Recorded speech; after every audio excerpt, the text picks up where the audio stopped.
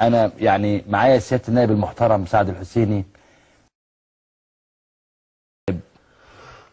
المحترم قوي محمد ابو حامد، بس يبدو انه مش هيبقى معايا محمد ابو حامد.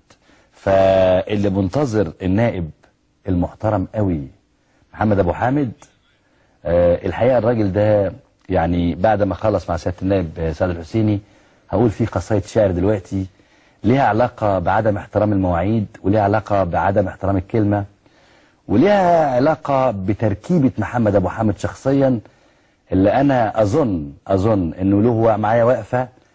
انا عايز اقول له سياده النائب انتظر مني سخريه ربما تدخلك التاريخ، لانه بصراحه انا الراجل اللي ما بيحترمش كلمته ما هوش راجل ولا له كلمه.